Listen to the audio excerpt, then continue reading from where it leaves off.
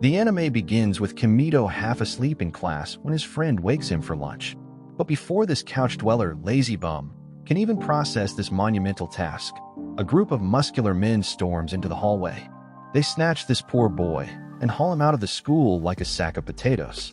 He is then dumped in front of an academy, so glamorous it makes Buckingham Palace look like a pig shelter.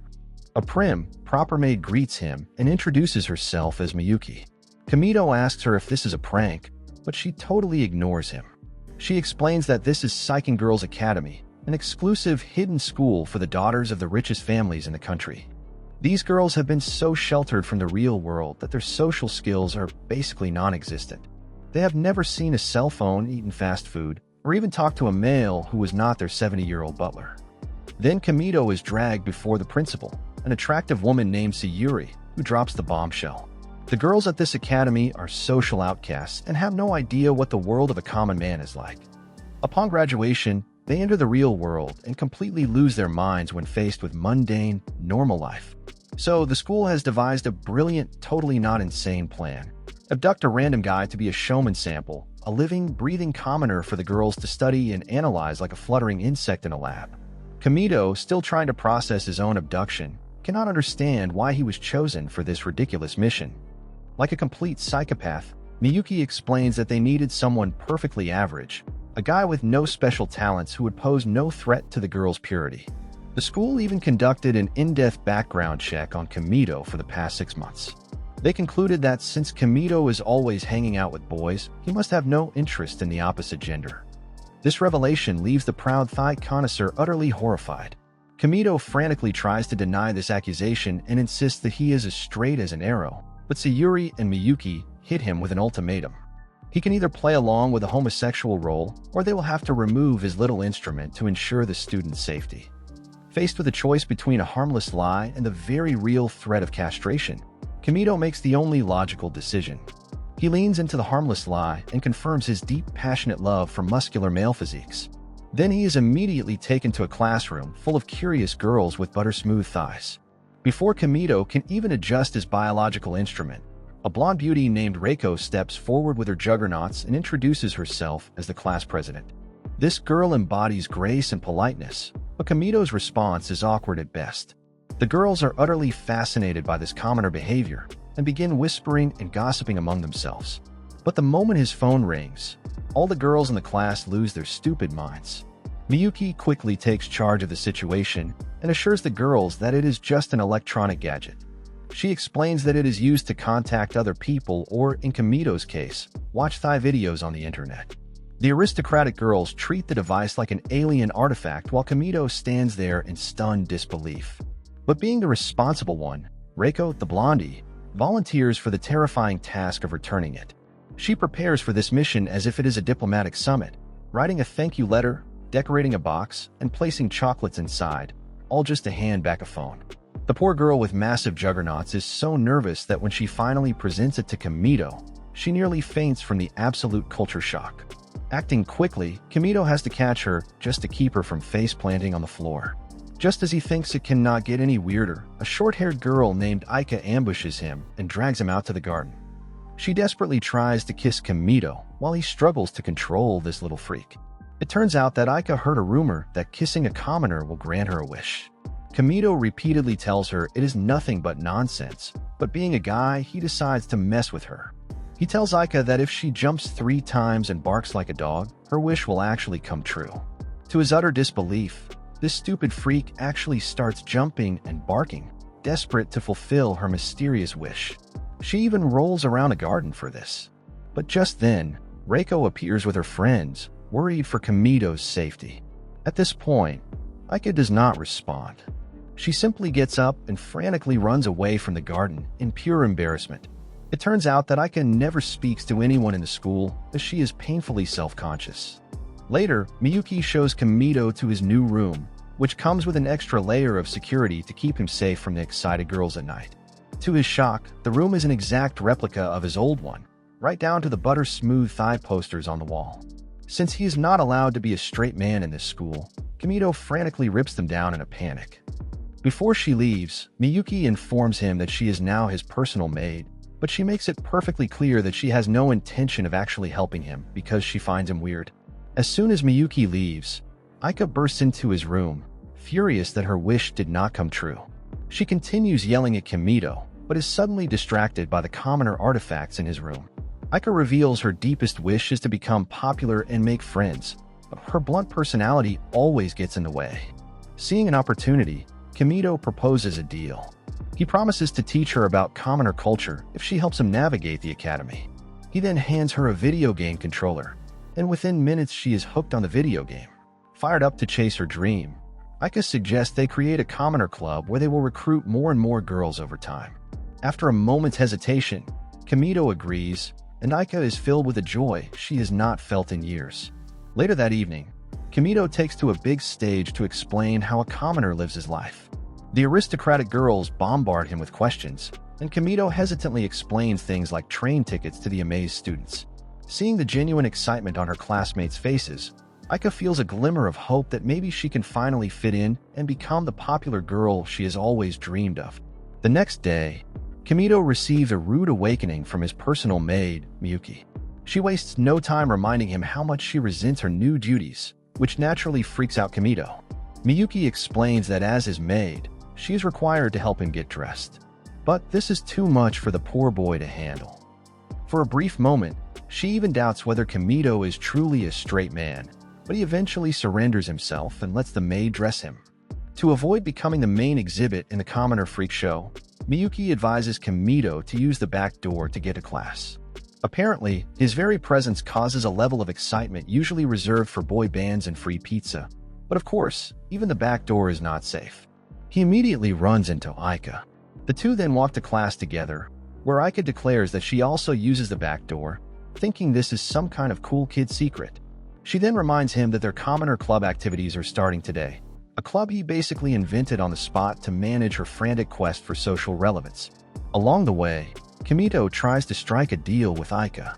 He will teach her the sacred ways of the common folk if she explains how this academy actually works. Aika is surprised he would ask her instead of the school's reigning queen, Reiko. Since Kimito has the social grace of a runaway train, he explains that Reiko is just too cute and makes him nervous, whereas Aika does not. This earns him a well-deserved slap, and the little brat storms away in fury. Just as they reach the classroom, they're intercepted by the flawless Reiko herself. She greets both Kimito and his eccentric friend, though Aika remains the social outcast she usually is. Reiko then proposes a welcome party for Kimito after class, and he nervously agrees. The suggestion drips with elegance and good intentions, and it immediately sends a jolt of jealousy through Aika. During class, Reiko soaks up all the praise from both her teacher and her annoying aristocratic classmates, leaving Aika isolated once again. But when Aika tries to jump, she ends up in a position that boys seem to love for some reason. As the poor girl sits alone, bruised and battered, Kimito receives moist attention from other girls, hoping they will get some commoner action in bed. Moments later, Kimito finds himself at the welcome party, which is painfully posh for his taste. When it is time to order food, he does not understand a single item and simply orders some Japanese food. However, the maids arrive with a cup of instant ramen, courtesy of his arch-enemy, Miyuki. The gesture feels less like a thoughtful meal and more like a passive-aggressive jab at his social standing. But Reiko and the other girls are completely baffled by the concept of instant noodles, staring at the pot as if it is an alien artifact. Kimito explains that simply adding hot water will cook it, a revelation that blows their stupid, sheltered minds. He offers them a taste, and the girls eagerly present their finest porcelain bowls and silver spoons. They are instantly hooked by the taste while their faces light up with the pure joy of discovering cheap processed food. Meanwhile, Aika is spotted eating alone, mumbling to herself that she prefers the solitude. Later that night, they all get dressed for the dance party where Reiko raises a toast to Kimito. A full brass band strikes up a tune, and the students begin dancing like a swarm of mosquitoes. Reiko notices Kimito looking uncomfortable and asks what is wrong. He admits he does not know how to dance, as it is not exactly a regular pastime in the world of ordinary people. But seeing her disappointment, Kimito reluctantly agrees to give it a shot. What follows is a spectacle of awkward, clumsy movements that the other girls mistake for authentic commoner dance moves. He nearly sends Reiko flying, which could have been disastrous, but he manages to catch her in a dramatic dip. For some godforsaken reason, this chaotic performance earns a round of applause from the entire room of stupid girls. Kamito finally meets up with Aika for their commoner club meeting. She gets angry at him for being late, but Kamito explains he was detained by the welcome party from hell. Aika is eager to begin her transformation into a popular girl and asks him what the books are for. Kamito explains they are manga, but the little brat has no idea what that is. He explains how to read them, and Aika dives in, becoming completely engrossed in the storyline. She spends hours and hours going through the manga books, not realizing Kamito is looking at her with thirsty flagpoles. Her innocence is on full display as she starts to believe that the over-the-top stories are real. Aika thinks that all teenage commoners must have superpowers, so now she wants to become a supernatural psychic and enslave the commoner to fulfill her nighttime desires. Kamito has never encountered someone this dumb, so he decides to troll this little girl and plays along.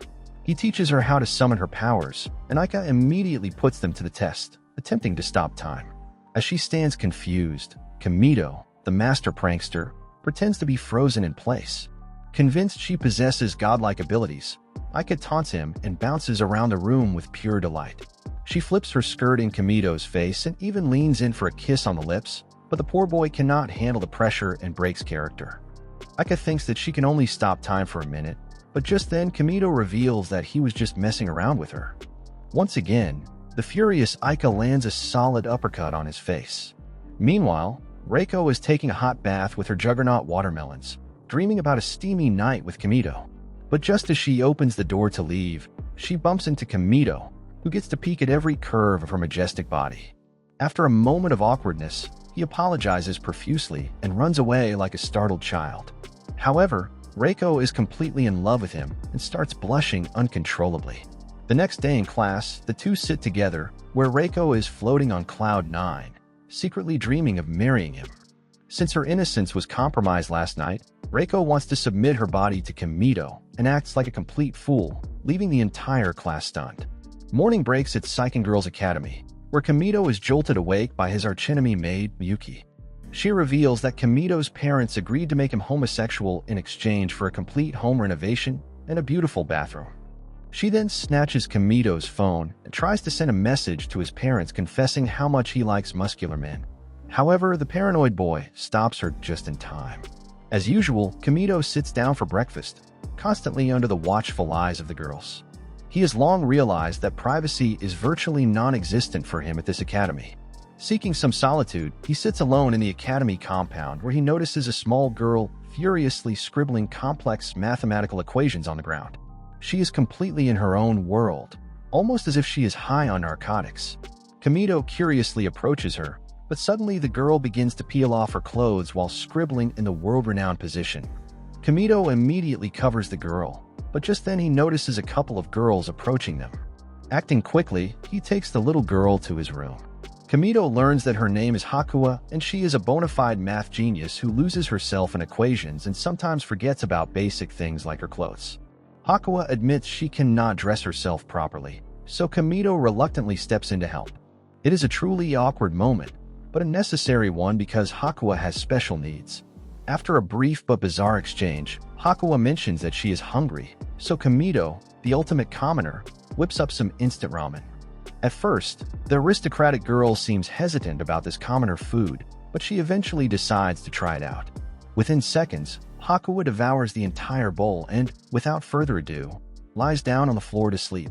Just as Kamito leans in to wake her up, she jolts awake and immediately starts scribbling equations across his desk. Hakuwa once again starts shedding her clothes. Just as Kamito tries to manage the situation, Aika bursts into the room. Seeing Kamito holding Hakuwa along with her discarded underwear in his hand, Aika jumps to the wildest conclusion, thinking he is worse than R. Kelly. Later, Kamito accompanies Hakuwa to her laboratory, a giant building dedicated to mathematicians and scientists. Hakuwa's maid explains that she is a child prodigy whose mathematical insights are so valuable that they must be photographed immediately. Scientists from all around the world use her work as an inspiration, which leaves Kamito genuinely surprised. When the maid tries to get Hakuwa her lunch, Kamito reassures her that he gave Hakuwa some instant ramen. This shocks the maid because Hakuwa refuses to eat anything other than her regular bland food. But just as he tries to leave, the little girl holds on to Kamito's sleeve and asks him to stay with her. He gently reassures her that she can visit him anytime, while the maid slams her head in disbelief since Hakuwa is very comfortable with Kamito. That night, Hakuwa's maid shares the incident with her friend about how she was finally comfortable with another human being. All of them seem genuinely happy for Hakuwa, but since she is just a little girl, they decide to keep a watchful eye on Kamito. The next day, Kamito is escorted into class by his main piece, Reiko, who is completely in love with him. But before he can respond, the group is joined by Karen, a tall girl with striking black hair and a permanent katana accessory. She has a Sigma mindset aura, but when a tiny insect appears in her vision, Karen gets terrified and tries to dispatch the bug with her sword. To the horrified onlookers, it appears as if she is attacking Kamito. He tries to explain the situation to them, but Karen maintains the charade and calls him an insect and challenges him to a battle. She starts chasing after him and attacks him with a strike, but Kamito barely manages to escape. However, Karen launches a whirlwind of sword slashes, which end up slicing the uniforms of all the surrounding girls, leaving them in their underwear. While everyone is terrified, Reiko seems to enjoy this a little more. When Kamito's own uniform is also shredded into pieces, the aristocratic girls are deeply embarrassed by this, causing Karen to fume with rage and attack Kamito. Faced with a stupid accusation of being filthy, Kamito is forced to take the offensive instead of running away from her. In this brutal clash, Kamito is left standing on top of Karen. As his pants disintegrate into molecules, his ding-dong hangs right in front of his opponent. After this peculiar half-naked confrontation, Karen is impressed by Kamito's unexpected strength and wonders how a commoner could defeat her in a battle. However, she is determined to win and challenges Kamito to a rematch. Once again, her remaining clothes are cut off, leaving her in her underwear. Convinced of the vast difference in their power, Karen dramatically declares that she will become Kamito's assistant from now on. She vows to serve him until she becomes strong enough to defeat him. With this, Karen cements herself as arguably the most intense member of Kamito's growing circle of friends. Later in the corridors, the other students whisper in awe about the commoner who managed to tame the formidable Karen, turning her into his devoted follower. The scene then shifts to Kamito's room, which has now become the unofficial headquarters of the Commoners Club. Aika is there sharing her grand plan with Kamito to throw a party to finally become the most popular girl in class. Kamito thinks it is a decent idea but points out the logistical problem. They will need a lot of phones to invite everyone. At that moment, Hakuwa, the child prodigy, appears out of nowhere. She settles comfortably on Kamito's lap as if he were her guardian. She then offers to build the necessary phones in her lab, solving their problem instantly. Seeing the effortless closeness between Hakuwa and Kamito, Aika cannot hide her envy. Her irritation only grows when Karen enters the room and formally declares that she now belongs to Kamito. She plans to spend as much time with him as possible until she is strong enough for a true victory, which only sounds like she needs some ground and pound. The conversation is abruptly cut short by an increasingly jealous Aika, who rudely asks Kamito why he is so nice to everyone else but her. Kamito assures her that his feelings for her are pure, which makes him act so straightforwardly toward her. Overwhelmed with embarrassment, Aika bolts out of the room and lets out a frustrated scream in the hallway, only to be stopped by a maid who hands her a box. She returns with a package, revealing custom-built mobile phones that Hakuwa had built for them. Since the devices are not connected to the internet, Hakuwa volunteers to hack into the academy's Wi-Fi. Now giddy with joy thanks to the little genius, Aika suggests they take a selfie together. As she tries to snap a picture of herself, Kamito, and Hakuwa, Karen shyly admits that she wants to be in the shot as well. It is a small and awkward moment, but it marks the official formation of the core members of the Commoners Club at Recap-Kun Academy. The next day, Reiko and her friends corner Kamito in class, hoping to spend time with him. She invites him to a tea party in her room, a distraction to make him fall for her gigantic airbags. One of her friends almost reveals their true intentions, but Reiko immediately covers her mouth. Before Kamito can process the invitation, Aika swoops in like a territorial bird, grabbing his arm and reminding him they have an urgent club meeting. When the other girls press for details, Aika clams up, too shy to explain the club's unusual activities, and without further explanation, she drags him to the hallway and reminds him of their plan, which Kamito does not even remember making. Once inside, Kamito apologizes to a disappointed Reiko, who reluctantly wishes him good luck. Meanwhile, back in her room, Reiko's friends gossip about how close Kamito and Aika have been lately, but Reiko insists that since Aika is stubborn, Kamito is simply counseling her on how to be more friendly. The gossip-loving girls are not interested in such a wholesome explanation and suggest that Kamito and Aika must actually be a couple. Reiko tries to control her emotions and grips her chair because she wants a piece of that Kamito meat. Her friends even suggest that Aika must have already kissed Kamito in his room since they are always together, and the very idea sends the hopeless romantic Reiko into a spiral. Overcome with jealousy and despair, she lets out a dramatic scream and runs out of the room in tears, leaving her friends baffled. Meanwhile, Kamito and Aika are merely planning a party for the entire school, compiling a list of commoner food and beverages to serve. Back in the classroom, Kamito notices one of Reiko's friends crying like a peach and decides to play the hero, while Reiko is also sobbing and wearing as little clothing as possible. Just then, Kamito knocks on her door to ask what is wrong, but Reiko insists she cannot talk to him. After some gentle convincing, the milk factory finally opens the door. The moment they lock eyes, they both realize that Reiko looks exactly like Bonnie Blue and are startled at the same time. Moments later, they share tea, and she confesses how she lost her temper and yelled at her friend. Kamito listens patiently, and seeing her tears, becomes determined to fix this stupid little mess. He heads back to his room hoping for quiet, only to find the annoying Aika waiting for him. It turns out she was spying on the entire melodrama and is already fully aware of the situation. Kamito wants to help Reiko at any cost and begins devising a plan. Aika realizes he needs emotional support and, in a surprisingly selfless move, suggests they redirect their party plans to cheer Reiko up, even volunteering to use her party accessories for this mission despite their different plans. Kamito is touched by her sacrifice and tells her she is genuinely a good person deep down. Flustered by this, Aika headbutts him before walking out in embarrassment.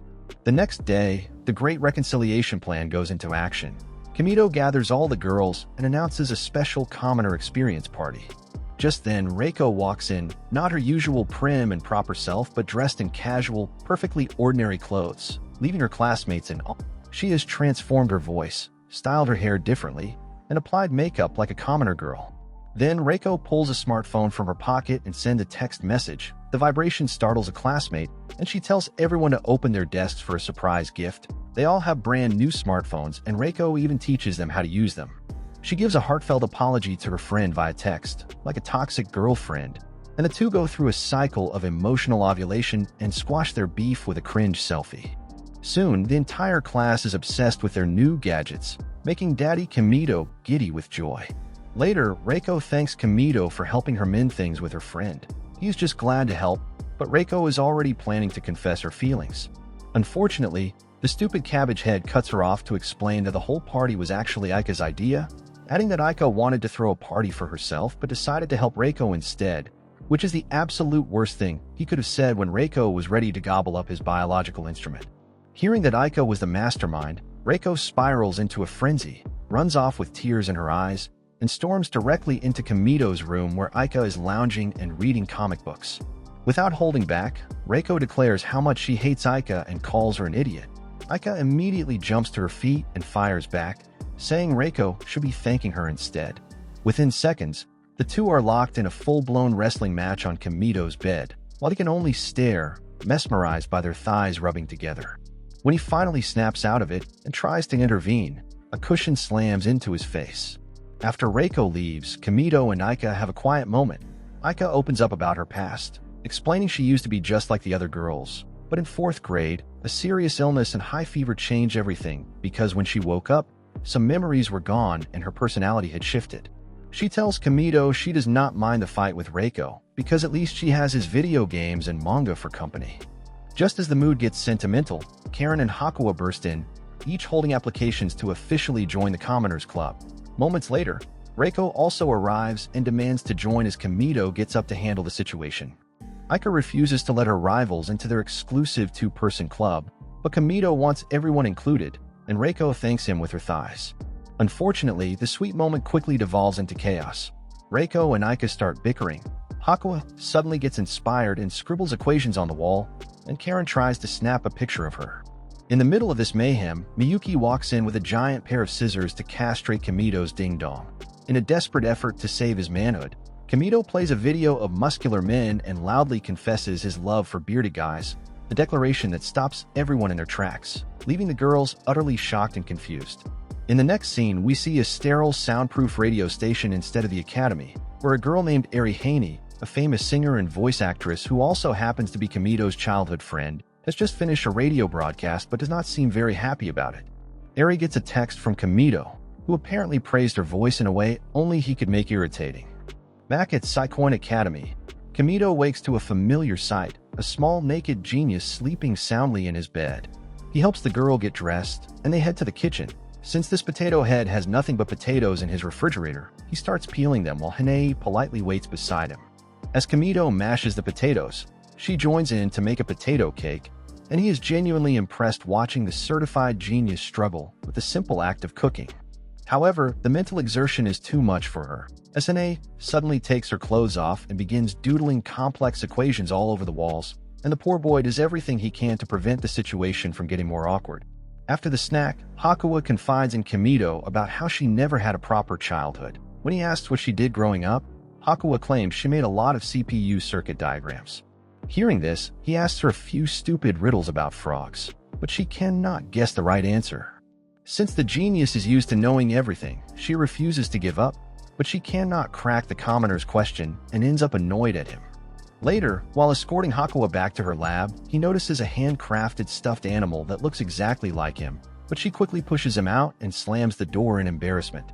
Meanwhile, the other club members are holding a secret war council. Reiko, Karen, and Aika have gathered to discuss what they have deemed the Hakuwa problem, seething with jealousy over how much attention Kamito showers on the little genius and complaining that Hakuwa has a foolproof method for getting what she wants, as whenever Kamito ignores her, she strips naked and scribbles on the walls, an act that immediately gets his full attention. For a moment, Reiko wonders if she should strip naked in front of him as well, eager to take a bite of that commoner carrot, while Karen seems to have some feelings for Hakuwa and is committed to unaliving Kamito at any cost. Eventually, the girls agree they must defeat Hakuwa so that Kamito is left alone. Later, they wait for her inside Kamito's room like a bunch of clingy ex-girlfriends, and when she arrives looking for him, she is disappointed he is not there.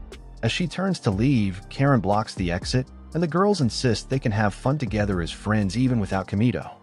What follows is a painful and awkward attempt to force a friendship. They offer her tea and pastries, which she completely ignores in favor of reading a manga. Karen even tries to hand-feed her, but Hakuwa does not budge. Even after getting dressed as Kamito, her plan totally backfires. After several failed attempts to get a reaction, Reiko has Miyuki bring Hakuwa's favorite food, which finally gets her attention, and the little girl agrees to eat. A well-fed Hakuwa is an inspired Hakuwa. She tries to take off her clothes, and the wall becomes her canvas once again.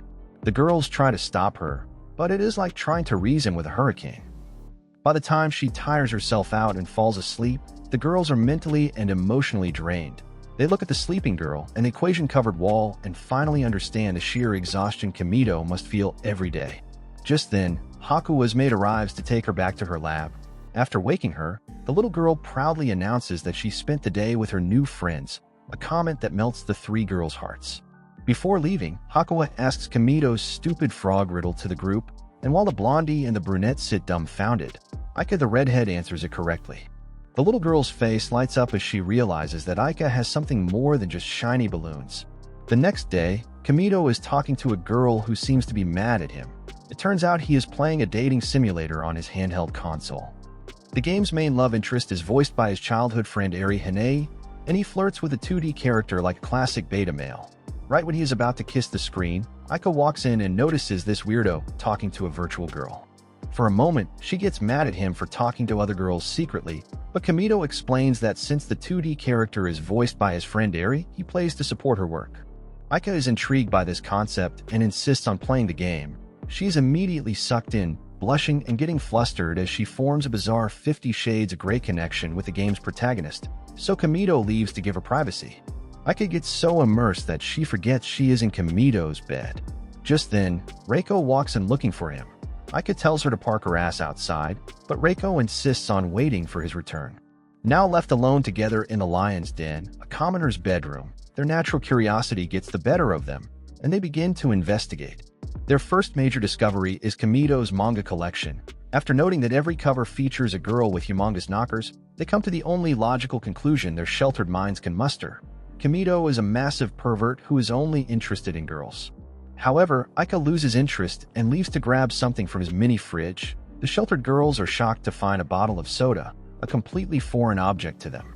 Aika claims she found it first and wants to drink it alone, and Reiko reluctantly agrees, but seeing her disappointment, Aika nervously agrees to share the commoner's drink. Later, they sit down in his room and pour the soda. After a moment of hesitation, they both take a sip, but the aggressive fizz is a shock to their whack digestive systems, and they simultaneously spit the drink all over each other. Soaked and sticky, they have no choice but to strip off their uniforms, leaving them in only their underwear. However, an argument immediately breaks out over the proper way to fold Aika's clothes.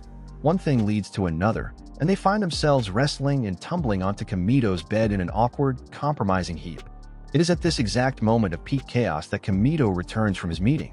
His eyes go wide as he is met with the unbelievable sight of his two main love interests, half-naked and tangled together on his bed. Later, Kamito is summoned to the principal's office, where he is greeted by the headmistress and Miyuki, whose deadpan expression gives Jason Statham severe competition. They have groundbreaking news. The construction of a special site for their upcoming field trip is complete. Miyuki reveals they have built an entire theme park called Showmanland, a sprawling park meticulously designed to replicate a commoner's town. Kamito's role is to be their guide, and Miyuki reminds him that his biological instrument is on the line. With the threat of castration hanging over his head like a guillotine, he has no choice but to accept his role as tour guide. The much-anticipated journey to Showmanland begins. On the bus, the atmosphere is electric, with Reiko and her friends buzzing with excitement about the wonders they are about to witness. But Aika is in her own world, nervously rehearsing how to order a teriyaki burger combo with Coke Zero to sound cool. Upon arrival, the girls are led not into a park but into a strange, windowless room that turns out to be a giant elevator. It descends, and a massive screen activates, revealing their destination, a completely normal, average-looking city. To Kamito, it is a sight that would bore a toddler to tears, but to the girls, it is the most magical thing they have ever seen. They lose their collective minds over the most mundane details, gasping in awe at pedestrian crossings and traffic lights as if witnessing the birth of a new galaxy. One chick even loses her mind, literally. As everyone hobbles outside, Miyuki announces their first attraction, a blatant parody of McDonald's, explaining the alien concept of placing an order at a counter, waiting for your number to be called, and then the true horror, picking up your own food. The girls are baffled, convinced they will be waiting for hours for their meals to be cooked, which only adds to Kamito's utter shock. However, Miyuki explains that since this is a fast food restaurant, their food will be ready in just 1 minute, causing chaos all over once again. As they approach the counter, a wave of panic washes over the group. Aika, who had been practicing for this exact moment, completely freezes as Kamito motivates her to be brave. Meanwhile, Reiko grabs her non-existent balls and steps forward, but she is immediately stumped by the menu. Seeing her total meltdown, Kamito intervenes to save the day. He calmly helps Reiko decide and even gives her the best food items to order.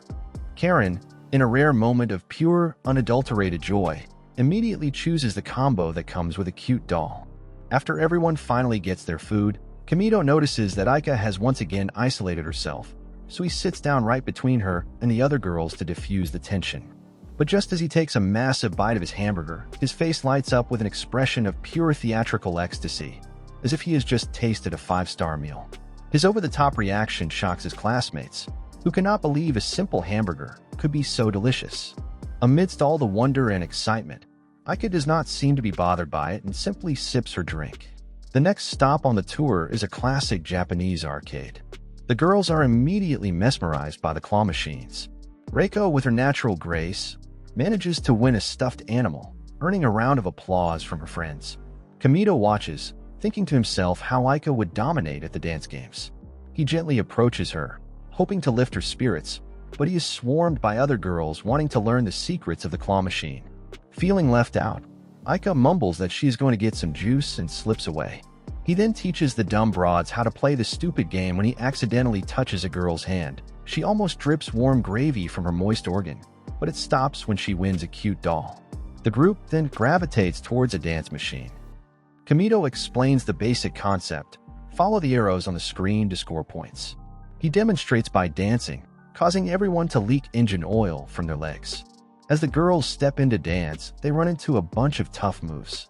Just then, Aika steps onto the platform and gives the dumb chicks a breathtaking performance. She moves with a confidence they have never seen before, a jaw-dropping display of skill that leaves the entire class speechless. At last, she gives her dancing partner a thumbs up but gets immediately embarrassed. This time, however, the girls are not looking at her in pity but with pure admiration. Everyone flocks around her, begging her to teach them how to dance like her. In that moment, Aika's deepest wish finally comes true, as she is now extremely popular among her friends. She then leads the group to a coffee shop and flawlessly orders one of the most ridiculously complicated drinks on the menu, leaving everyone impressed. Meanwhile, Reiko simply watches this new shift in the social dynamics. When the drinks arrive, the girls are stumped by the little hole in the lid. Embracing her role as the experienced one, Aika demonstrates how to drink from it, only to be burned by the hot coffee. While she tries to play it off, her pained expression gives her away. However, this moment breaks the final barrier. Seeing her as both cool and relatable, the girls eagerly ask for her phone number so they can exchange messages. As this unfolds, Karen is spotted off to the side, completely absorbed in cuddling an adorable puppy. Meanwhile, Hakuwa is seen in the empty halls of the academy looking for Kamito. Her personal maid gently breaks the news that everyone is on a field trip, making her feel all alone. The final stop of the day is a clothing store. Aika has fully embraced her new role in the group and explains to her classmates that ripped trousers are not defective but a very popular fashion statement. Kamito watches from the sidelines like a proud father as his bratty little friend is finally connecting with the other girls. His attention is then drawn to Karen, who is awkwardly examining a stylish outfit. She clearly likes it but is completely out of her element. She stands in front of the mirror completely enchanted by the color but quickly discards it to protect her hardcore identity. Kamito tries to encourage her, but she gets spooked and claims she would never wear such stupid clothes. When Kamito does not believe her, Karen's defense mechanism kicks in, and she draws her katana to threaten him. However, Kamito reminds her that he has already beaten her before, which is enough for the girl to tremble in fear. She takes off her clothes in front of him, and Kamito tells her to try on the clothes. Karen hops inside the dressing room like a monkey, while Kamito waits for her. Moments later, she emerges looking absolutely stunning.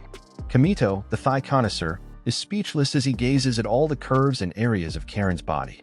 As she trembles in embarrassment, Kamito assures her that her body is literally perfect, which makes her blush furiously. He tells Karen to dress like that more often so he can look at her every day. The comment is too much for her to handle, so Karen gives him a light smack and runs away in embarrassment. That night, back at the hotel, Aika and Reiko are forced to be roommates, and the tension is so thick you could cut it.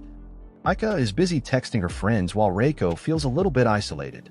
A brief moment later, Aika surprisingly shares a vulnerable moment with Reiko. She wants Reiko to check her text message before sending it out to all of their friends, which explains how her straightforward personality gave the impression that she was rude, which slowly caused the girls to be terrified of her, so Aika started to ignore everyone to protect her mental health. She then pulls out her phone and shows Reiko a long message that also talks about how she wants to become friends with everyone. Touched by this moment, Reiko agrees, and the two rivals work together to perfect the message. The next morning, Kamito is jolted awake by his maid, who seems like she is always angry with him. Ironically, the two have started developing a weird kind of friendship. Later, all the girls gather around for the morning breakfast. It turns out that Aika's message was well received as the girls warmly invite her to join their table, making her incredibly happy. Later, Kamito catches up with her by the elevators and congratulates her on achieving her goal, and then with the emotional intelligence of Joe Biden, he delivers a devastating blow. He explains that since Aika is now a popular girl, her role in the Commoners Club is officially over. He cheerfully tells her how she must now maintain her position by hanging out at tea parties. This revelation shatters Aika's world as the club was her lifeline, her special connection to him. As the elevator doors close on her heartbroken face, she is left utterly crushed. Seeking to let his balls breathe for a minute, Kamito heads to the hot baths, but his annoying friend Aika once again appears in a towel to soak away her sorrow. As the two argue over who gets to use the hot bath, Aika's friend suddenly enter the pool area. In a blind panic, Kamito dives underwater to hide from the semi-naked girls. Aika instinctively shields his position with her body, while her friends chat about some dumb stuff. Trapped beneath the surface, Kamito starts to run out of air, so he raises his head to take a breath, but he ends up with a full view of Aika's private parts. As he submerges himself underwater, the girls continue talking while Aika hides him from her friends. Kamito desperately needs to take a breath, so he mistakenly grabs Aika, which results in an elbow shot from her. Moments later, as the girls leave the pool area, Aika is shocked to find Kamito motionless. She immediately pulls his disgusting, limp body from the water and begins performing CPR, pressing her lips to his, hoping to breathe air into his lungs. At this exact moment of maximum misunderstanding, two of her friends return to the pool area, walking in on what looks like a passionate kiss between lovers. The next day, the rumor had spread like wildfire. The entire academy is buzzing with the news that Kamito and Aika are a couple.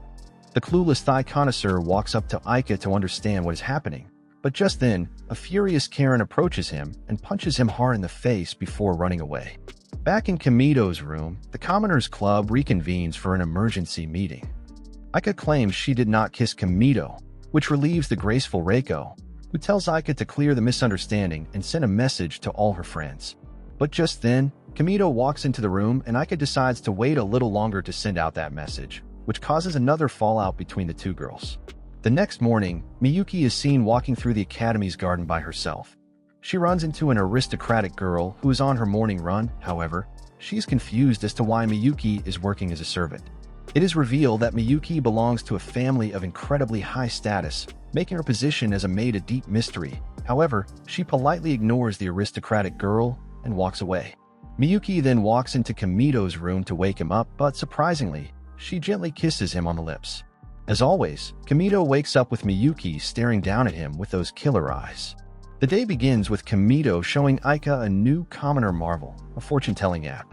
The 2D animated girl in the app claims that Aika has no filter on what she says and gets hurt over the smallest things, which is extremely exciting to her, and she is convinced that the app can also see the future.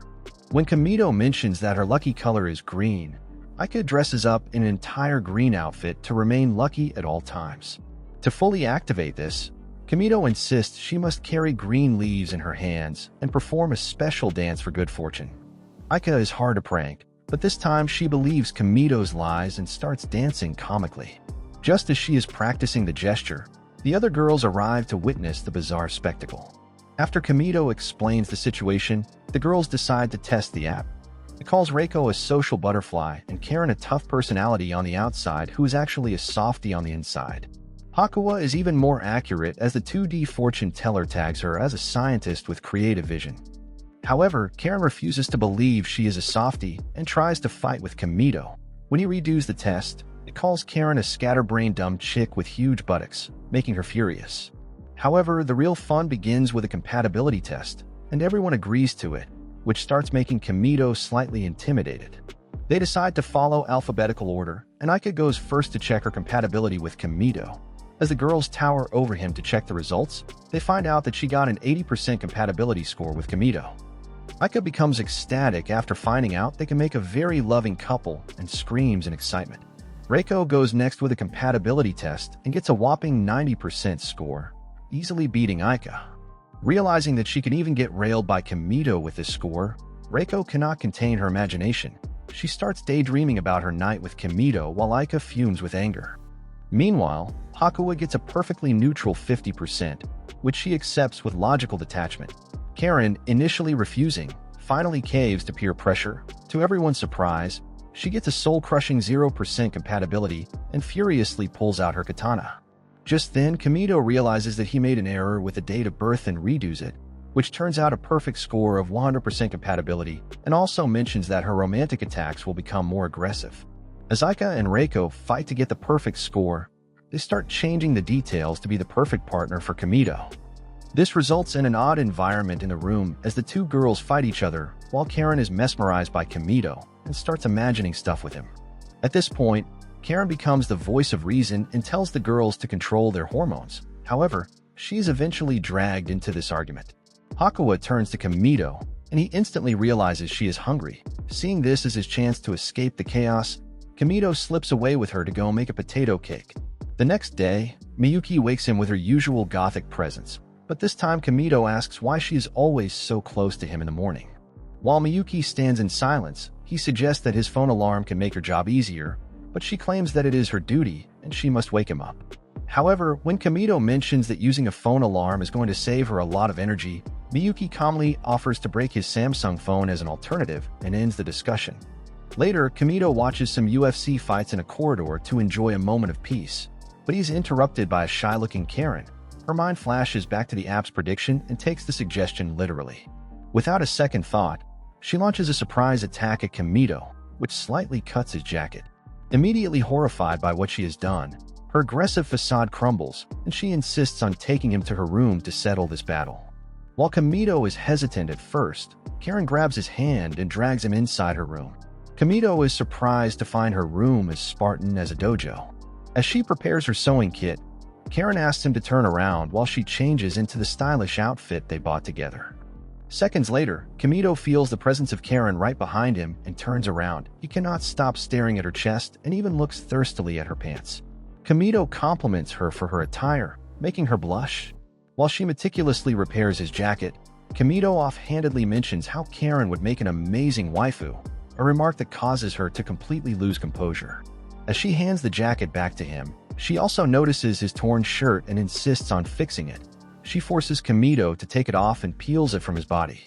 As Kamito lies on the ground, Karen approaches close to him and gazes at his body. She even takes a bold move to touch him and understands why he is stronger than her. Sensing her insecurity, Kamito praises her incredible dedication and skill, calling it beautiful. His sincere words touch her deeply, leaving her flustered and speechless. However, their moment is shattered by Aika, Reiko, and Hakuwa barging into the room, looking for them. In a blind panic, Karen shoves the half-naked Kamito into her wardrobe. Inside the cramped darkness, Kamito becomes acutely aware of Karen and ends up collapsing on her chest. This causes a slight commotion inside, which is too much for the flimsy furniture. As a result, the wardrobe door bursts open, collapsing and spilling its contents onto the floor. Aika, Reiko, and Hakuwa stare in stunned silence at the tangled, compromising heap of a shirtless Kamito and a mortified Karen. Thinking fast, Aika picks up a phone showing a bunch of muscular men that he was watching earlier. Nervously, Kamito improvises and claims that he was simply reading Karen's future, which requires them to be half-naked. However, Aika has been pranked one too many times by him and locks his leg like the wrestlers in his mobile phone. On the other hand, Hakuwa is dealing with the emotional fallout from the compatibility test. She is left in quite a melancholy over her 50% score. When her maid arrives to check up on her, she notices Hakuwa has made a drawing of Kamito's face on her plate. She even notices the handmade Kamito doll on her bedside and gets concerned for her well-being. As a result, the maid calls an emergency council meeting with her colleagues, and the verdict is unanimous. The little genius is in love. Filled with a sense of righteous purpose, the maids hatch a grand, elaborate plan to make Kamito fall in love with Hakuwa. Meanwhile, back in a commoners club, Kamito is giving a lecture on another bizarre aspect of his world, maid cafes. While the girls have their own ideas about what this might be, Kamito explains that they are themed restaurants where waitresses roleplay as maids.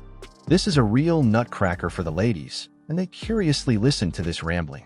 Kamito adds that maids in the commoners' world are vastly different from the professionals at this academy. When Reiko asks if he likes maids, Kamito agrees because in his society, it is almost a fantasy to have a maid. Hearing this, Reiko declares that they must immediately book a session at the academy's cafeteria to investigate this commoner fantasy firsthand. When Kamito arrives, he finds his friends have fully committed to the bit. They are all dressed in frilly maid uniforms, ready to serve him. Reiko, taking on a role of head maid, dramatically calls a master. Kamito explains that cafe maids must serve their customers with love, and Aika gets jealous of Reiko stealing his attention. However, Kamito diverts their attention and teaches them that if he orders a drink, they must deliver it with proper love. Since the girls have no idea what this creep is talking about, Karen threatens him to demonstrate. So Kamito stands up and shows them how the food is to be delivered with love, acting almost like a Japanese James Charles. The girls find it utterly ridiculous, and they leave this Jeffrey Epstein wannabe inside the cafe by himself. Meanwhile, the maid council learns about Kamito's attraction towards maids and starts its own preparation. Later, Aika brings a rice omelette for Kamito and tries to deliver it with love, but she finds it extremely cringe. Karen draws an injured rabbit with ketchup on his plate like a serial unlover while she pretends to bleed on top of it. The sweet Hakuwa tries to entertain Kim by playing rock, paper, scissors, but she is eventually stopped by Reiko, who then starts singing a Kanye West song so terribly that the very foundations of the building shake and glasses shatter, causing mayhem all around. As Aika criticizes her singing, another argument breaks out while Hakuwa is once again stripped naked, scribbling her equations on the dinner table. From the hallway, Hakuwa's real maids observe the entire disaster. Since they witness Kamito in the middle of this chaos, they arrive at the completely wrong conclusion that he has a maid fetish. Later, Hakuwa's head maid approaches Kamito and, under the guise of showing him what real maids in action look like, invites him to Hakuwa's lab, which is the start of their orchestrated date. She takes him inside the hallway and proceeds to show him around. Kamito watches in awe as Hakuwa enters a creative trance, almost like Stephen Hawking in his office when he was not twisted up like a noodle. He notices how the maids move in silent, synchronized precision to transcribe her work and is impressed by it. Later, the maid brings Hakuwa to Kamito, and she asks the little girl to show him around the facility. Seeing Hakuwa grab his hands, all the maids lose their minds in excitement like a bunch of creeps. She then takes Kamito to a giant indoor sandbox designed for Hakuwa to clear her mind. As Kamito and Hakuwa begin to play together, they notice the maids are still there, watching them with sadistic intensity and claiming it is their free time. When lunchtime arrives, the maids escort them to the staff cafeteria, where Kamito and Hakuwa hold hands like brother and sister. As they reach the dining area, a maid tells him that since they do not have extra plates, Kamito and Hakuwa have to share a single plate. Even the food has creepy sentences written all over it, which naturally makes Kamito extremely awkward. Kamito notices a bunch of empty plates, but another maid pretends to fall and breaks all of them. With no other option, he starts feeding the little girl, but the creepy maids all yelp in excitement. The spoons are also tipped over by one of the maids, making everything weirder every second, and now Kamito is forced to use the same spoon while Hakuwa sweetly feeds him. At last, just as the two are sharing a drink from the same cup, Miyuki enters the room.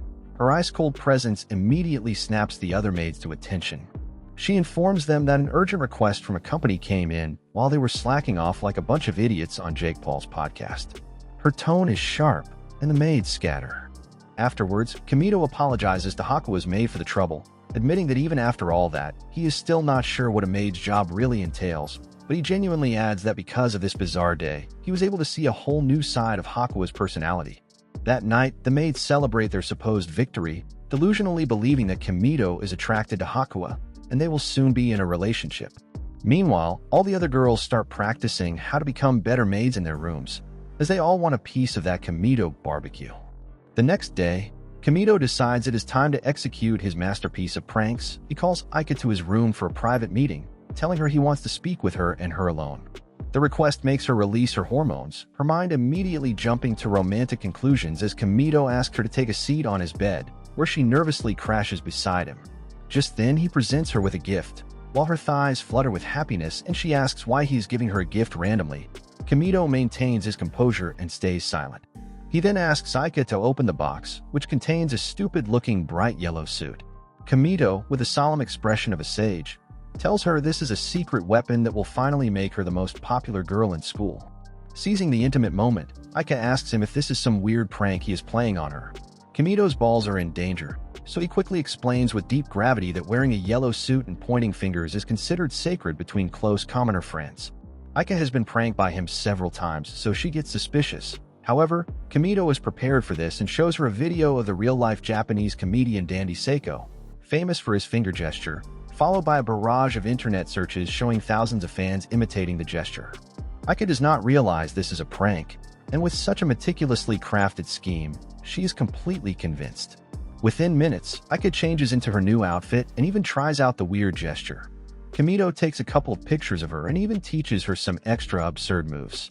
As the girl celebrates by imitating a famous celebrity, Kamito prepares himself to get beaten after revealing the truth about his prank, but right then Aika bolts from the room, eager to spread the gospel of the finger gesture to the entire academy. As Kamito chases after her, he runs headfirst into Miyuki. His hands automatically move toward her beautifully crafted thighs as he stares right at her tiger. After a brief awkward moment, he springs out of Miyuki's skirt while she lies down on the floor, ready to surrender herself to Kamito's tongue as he apologizes for his mistake. Miyuki casually mentions how she does not mind him touching her. Meanwhile, Aika is running down the hallway in her yellow suit when Reiko notices her. She then chases after Aika, demanding to know what this outfit is about. Eventually, Aika explains how this suit is worn by a famous commoner called Dandy Seiko, but when she makes the finger gesture, Reiko realizes this girl has lost her marbles. When she finds out that Kamito gave her this outfit, Reiko's jealousy turns into a desire to join in this weird trend, so the two start practicing the weird finger gesture together like a couple of dumbos. By the time Kamito arrives at his classroom, the finger gesture pandemic has taken over. The entire class is dressed in yellow and performing the gesture in unison. Later, the tone shifts dramatically. Reiko is walking down the hall when she overhears Kamito on the phone with an old friend from home, complaining about how tired he is getting of the academy since there are only chicks in this place, that he cannot handle the stress of being careful around girls all the time, and mentioning how guys are way better friends than girls. Reiko misinterprets this as him wanting to leave the school for good. Without wasting any time, she immediately gathers the Commoners Club, Aika, Karen, and Hakua, for an emergency meeting to share the terrible news, and they must now come up with a plan to stop him from leaving. In a stroke of absolute unhinged genius, Aika suggests the obvious solution. If Kamito misses having guys around, then they should become boys. Since they cannot grow a ding-dong overnight, they begin to brainstorm. Karen gets up with a stupid idea and explains how every time she faced off with Kamito, he always looked at her thighs, so the girls decide to practice his habit of staring down at girls' legs. Then, remembering his fake fetish, they ask a maid to bring them a muscle suit. Aika wins the rock-paper-scissors battle to wear it but ends up looking like the Liver King. They also add a samurai ponytail along with a bow tie for a touch of class, and for the crucial finishing touch, they need a manly scent. After some careful deliberation, the girls decide on the most masculine aroma they can think of: grilled meat seasoning. Fully prepared, all the girls try to act tough and masculine and march to Kamito's room, where he is greeted by a ridiculous and confusing sight, asking them why they smell like a barbecue. However, the girls proudly explain their plan. They heard he was considering leaving because he missed his male classmates, so they put on this performance to convince him to stay. Kamito is stunned into silence for a moment, looking at the absurd, meat-scented, cross-dressing mess in front of him. Aika flexes in her muscle suit. Reiko tries to act cool and aloof. Karen stands stoically, and Hakua just stares blankly. It is the most insane, misguided, and heartfelt thing anyone has ever done for him.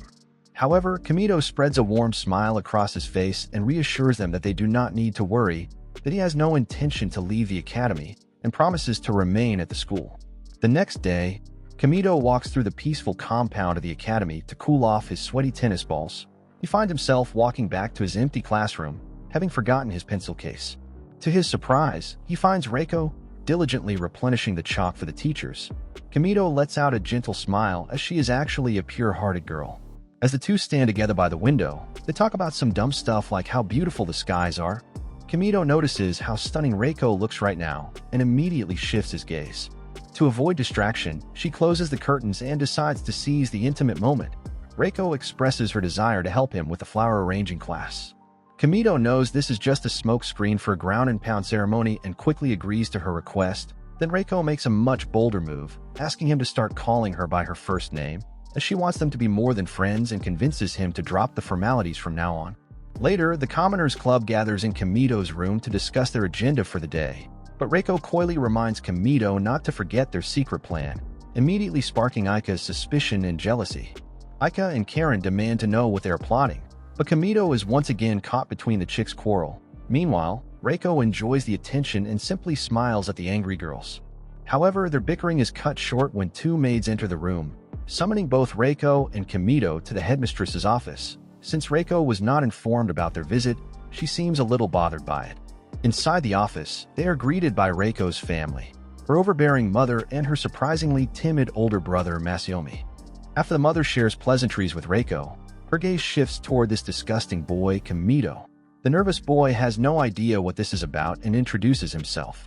Masaomi is immediately hostile towards Kamito, furious that a boy is allowed near his precious sister. However, Reiko tells him that she is leaking a lot of gravy these days and is enjoying her time at school.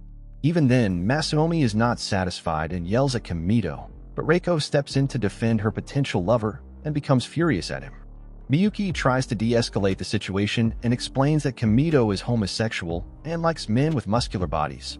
This freaks out Masaomi even more, but his mother tells him to think with his head, not with his ding-dong. She then cuts in with a grave announcement that silences the room. She tells Reiko that her marriage has been finalized and she must leave the academy immediately to join her future husband. The news hits like a physical blow as Reiko glances at Kamito with her loving eyes. Seeing this, the mother requests him to leave the room, and he sadly walks out feeling like Addison Rae in front of Andrew Tate. Back in the club room, Kamito relays the horrible news about Reiko. The girls are stunned to hear this and all stand there with droopy faces. Kamito points out that Reiko is clearly miserable and proposes they do something to stop the engagement, as he cannot understand how Reiko's mother could do something so cruel to her own daughter. This galvanizes the group with a new purpose as they all partner up one last time. Later in the courtyard, they run into Masaomi again. He's clearly against Reiko's marriage and frantically tries to give Kamito his email address to coordinate a plan, but his mother suddenly appears and forces him to leave before they can come up with a plan. That night, the club members gather without Reiko, but the atmosphere is empty and depressing. Everyone starts imagining their life without Reiko, and it is painfully clear that everyone deeply wanted to clap that juicy can of tuna. In a moment of incredible character growth, Aika, Reiko's biggest rival, admits that she is worried and cannot just stand by and do nothing. Driven by a new sense of solidarity, Aika decides to call Reiko, but the school phones are restricted. However, Hakuwa does her magic and easily disables the limiter, turning them into normal cell phones. That night, Aika makes the call, which makes Reiko extremely happy. The two start talking, but Reiko tries to be dutiful, saying she must obey her family's commands. Aika listens to her with tears in her eyes and tells her to stop acting like a Republican president before the election. She reminds Reiko that if she leaves, she will be alone in gym class and that she is a precious friend to them all. Finally, Reiko breaks her composure and confesses that she does not want to get married and that she wants to stay with her friends forever. That was all Aika needed. She promises Reiko to be patient until they find a way to save her. The next day, Aika reveals that Reiko wants to stay at the academy, so the rescue mission is on. Hakuwa immediately retrieves Masaomi's email address, and a plan is in place. Since the girls are aristocratic, Kamito takes leadership of the mission and declares war against arranged marriages like true Democrats. That night, the five of them, Kamito, Aika, Reiko, Hakuwa, and Karen, carefully sneak out of the academy under the cover of darkness. Their escape is almost flawless, almost as if they have been crawling with each other every night. But just as they reach a safe area, the group is discovered by the last person they wanted to see, Miyuki. For a tense moment, all of the students think their plan is over before it even began. However, Miyuki simply asks if this is an official Commoners Club activity, and when Kamito confirms that it is, she turns a blind eye. This was her cryptic permission, allowing the group to rescue Reiko at any cost. Outside, another maid shows them the way, and they slip out of the gates before getting inside a sleek black car waiting for them. It turns out to be none other than Masaomi and the two muscular men who first kidnapped Kamito. As they settle in, Masaomi gives his signal, and the car drives off into the night to crash a wedding and rescue Reiko once and for all. As the car reaches the major highway, Kamito asks Masaomi why he trusted him. Masaomi explains that since he is an aristocrat himself, he cannot be the one to crash a family wedding. A stupid logic, but it makes sense. Soon, the car pulls up to a hill overlooking Reiko's family mansion. Since the estate is crawling with extra security guards, Masaomi realizes that his plan has been exposed, so he appoints Kamito the commander of this mission and volunteers to risk his life for his sister. Karen, on the other hand, is determined to use her sword to defeat the guards because, for her, this is not a threat, it is an invitation. Before anyone can formulate a proper plan, Karen leaps down a hill and charges headlong into the fray. She pulls out her sword like Sasuke, alerting all the guards nearby. Then Karen unleashes her first attack, cracking the ground like a birthday cake. After all the guards are eradicated, Karen decides to launch her most powerful attack. Her sword creates a blade of fire so potent that it carves a massive hole in the mansion wall, creating a wide-open entrance for Reiko's friends. Just then, they are surrounded by a swarm of security guards, leaving no room for escape, but Karen urges everyone to go inside the building while she deals with the nasty security guards. She then unleashes her signature whirlwind technique, a spinning vortex of swordplay that strips them of their entire uniforms. On the other hand, Kamito, Aika, and Hakuwa rush inside, but their path is immediately blocked by the family's butler, Takamiya, a man who looks like he has an orange Bugatti. He approaches Masaomi and tries to convince him to drop this battle with his own family, but he ignores the butler and charges at him. Unfortunately, his attack is intercepted by Takemiya, causing Masayomi to collapse on the floor, but the battle has just begun. These two engage in a fierce high-stakes duel while Kamito, Aika, and Hakuwa press forward. Once inside, they encounter the next layer of security, a swarm of high-tech drones ready to attack them. But Aika embraces her delusional confidence and grabs a nearby vase and shatters it into pieces. She then expertly flings the broken pieces like Ukrainian soldiers, taking down the drones one by one. However, their victory is short-lived as a series of heavy security doors begins to close behind them, threatening to seal them off, but the little genius Hakuwa looks for the control room so she can hack the system to intercept the doors. Unfortunately, the final door is closing too fast, causing anxiety all around. Just then, the two muscular men from the car appear out of nowhere, holding the massive metal door open with sheer brute force. Hakuwa slips through, and she immediately starts hacking the mansion's main computer. In just a few seconds, all the metal doors slide open once again. However, they are faced by their final enemy, a giant Power Rangers-looking robot that blocks their path to the meeting room. But before the robot can crush them, Karen makes her dramatic re-entrance, now inexplicably dressed in a full samurai outfit. With a single devastating attack that is utterly ridiculous, she slices the robot clean in half.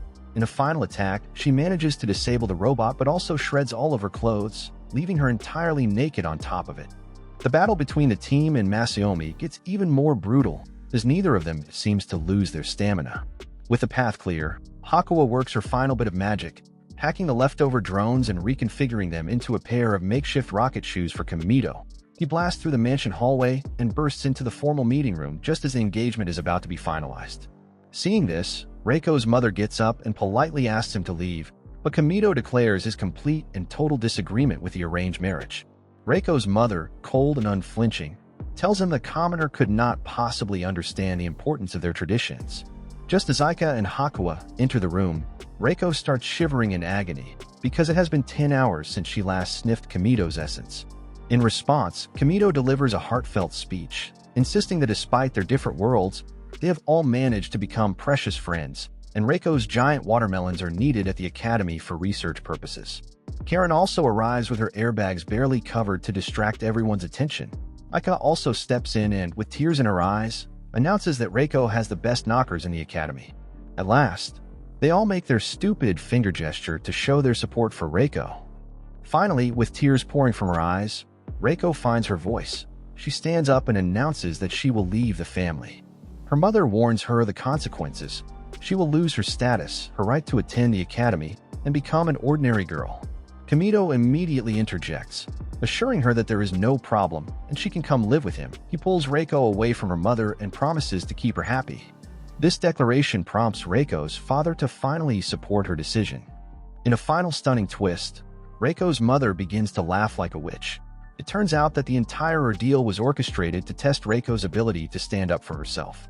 She tells her daughter she is free to marry whomever she wishes, then turns to Kamito and asks him to take care of her forever, a statement that everyone in the room interprets as a marriage proposal. This causes a debate in the room as the other girls start getting jealous. The scene cuts back to the academy in the familiar chaos of Kamito's room. He's trying to apologize to Reiko for the misunderstanding his words caused. However, she simply reminds Kamito to start calling her by her first name. Before they can resolve anything, the rest of the girls jump in. The old arguments fire back up in a heated debate over who has the strongest claim to Kamito's affection. As Aika and Reiko bicker, Karen watches with a frustrated sigh, and Hakuwa, getting inspired by the passionate energy in the room, strips off her clothes and begins scribbling equations on the wall. The Commoners Club is back together, and their perfectly dysfunctional dynamic is restored.